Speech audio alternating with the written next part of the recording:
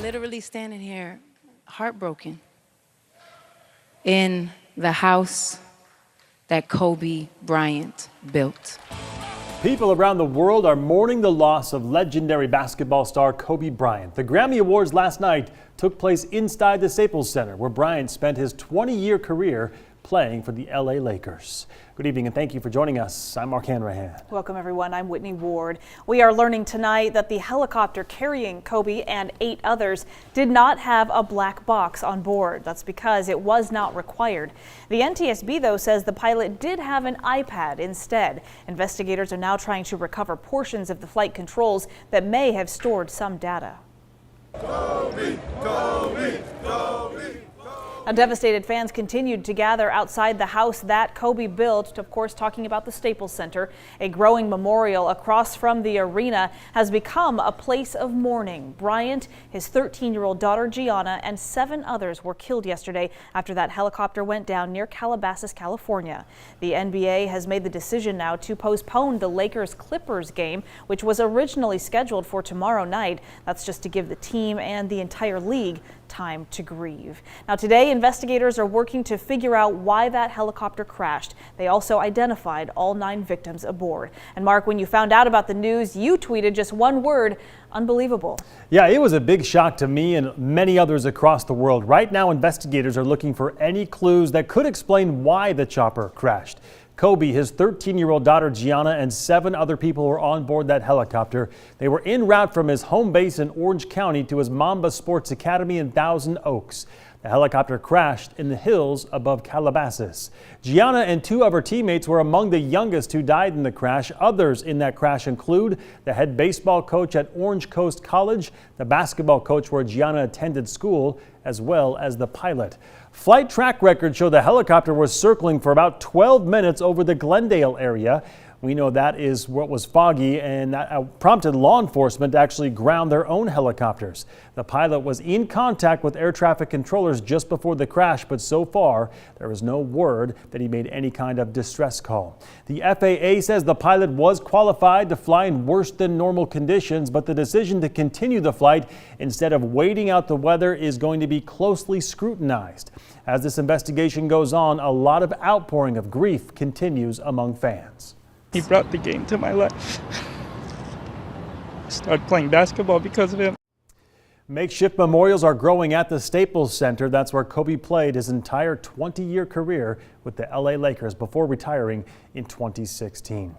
Also, you may have seen this picture when Kobe Bryant went to the girls' basketball game in Kashmir, Washington just 2 weeks ago. He and his daughter were there to support a girls' varsity player who trained at Bryant's basketball camp over the summer. So that game was against the Medical Lake girls team. KREM 2's Brandon Jones actually talked with one of the coaches who met Kobe Bryant during that trip. He joins us live now with their reactions to the star's sudden death. Brandon? Yeah, it seems like everyone has a Kobe story they can talk about, whether you actually met him in person or were just fascinated by his competitive spirit on and off the court. He touched the lives of far too many people to count. That was no different when he made an appearance in Washington earlier this month. The girls basketball team for Medical Lake High School got to meet the legend, and it's a day they'll never forget. It goes to show you what type of person he was. I mean, with all the fame and fortune that he has, that he took time out of his busy schedule to come up there to a little town.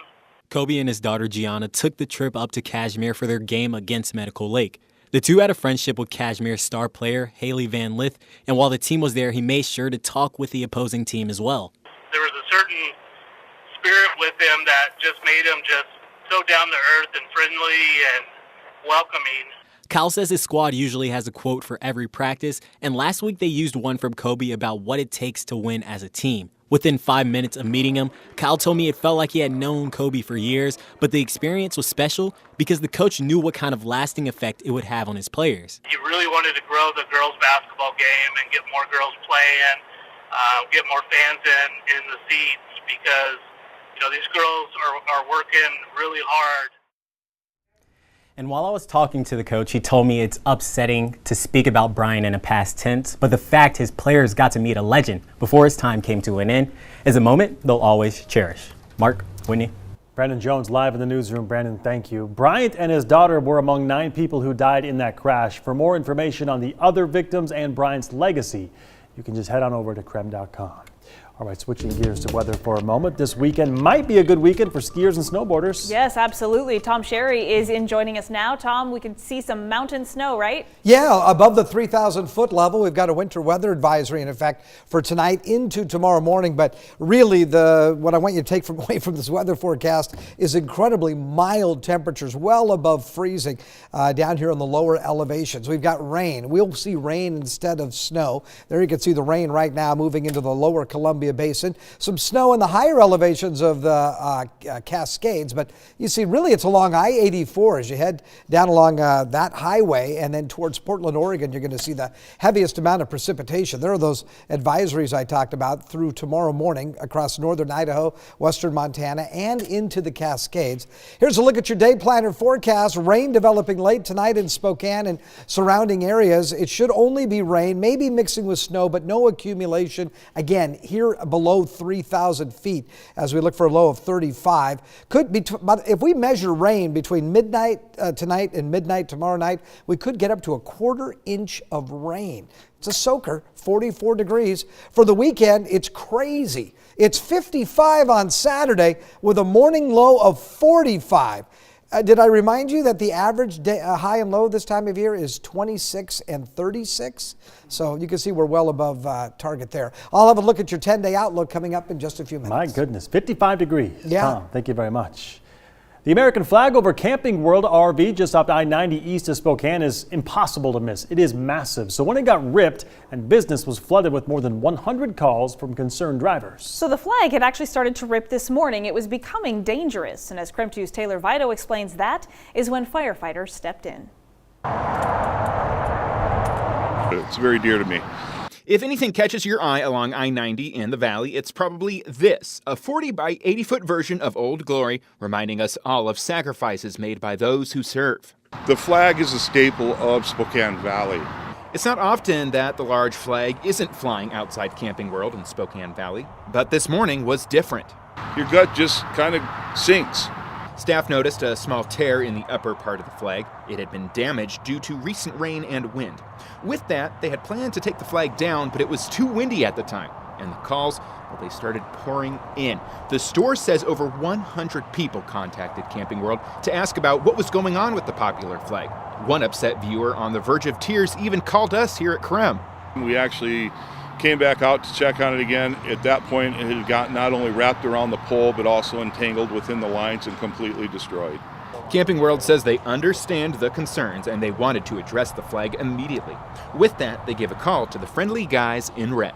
This Spokane Valley fire crew came to the rescue, ladder truck in tow. That's what they're made for. Setbacks and high obstacles, and so that flagpole's right in our alley. Firefighters were able to safely take down the flag. Their truck, a perfect fit for the job. Now, believe it or not, it's not the first time Valley Fire has used the ladder to deal with an American flag in distress. They had a similar call during a Veterans Day event at a nearby motorcycle dealership. Oh, I like it, especially all three of us are former Army guys, so it's nice to come in and take care of the flag and make sure it gets done right. Camping World says they typically have 4 of these massive flags on hand and swap them out about every 2 months. It's a signature that they don't plan on changing anytime soon. We love our service members. We love our people of our community. And fear not, Camping World says another flag will be going up. That'll probably happen by this weekend. They just need the winds to first die down due to employee safety. In Spokane Valley, Taylor Vito, KREM 2 News. All right, 40 by 80 feet. It's a big flag. That's impressive. Okay. Well, the Washington Department of Fish and Wildlife is investigating 2 Ferry County range riders after accusations they defrauded the state out of taxpayer money. Yeah, I started investigating this really tense conflict between wolves and ranchers. That was back in 2018. This has the potential just to increase the distrust that exists now between both sides. So I want you to come over here so we can take a little bit of a closer look. Range riders, we know, are supposed to be one of the main deterrents when it comes to wolf attacks and preventing those attacks on cattle. They basically spend days or even weeks at a time out in the forest to protect the cows as they're out there trying to graze. Well, now WDFW says that Aaron and Jolene Scotton may have lied about just how much much time they actually spent out on the range back in 2018. Environmentalists say as a result, several wolves may have been killed in the same area where those two were supposed to be riding. I actually talked with Aaron last winter during one of my stories about the constant conflict between environmentalists and ranchers, especially in Ferry County. Now, at the time, he told me the state wasn't doing enough to protect livestock. Today, I talked again to both sides, a cattle rancher in Ferry County and an environmentalist with the Lands Council. Both tell me there need to be changes in the range riding program if it's going to be successful. To me, that's a lot of wasted money when you take a range rider and he goes out there and checks the cows, and if there's a wolf in the area, he's not going to see it. We need somebody out there with the cows, but tell you the truth, it's too late. It's frustrating when you have a number of people doing things right. You have a number of people out on the landscape working hard to coexist. And then you have individuals in between there that are taking advantage of both of those parties, saying they're doing something to help mitigate the conflict, and they're not doing that at all.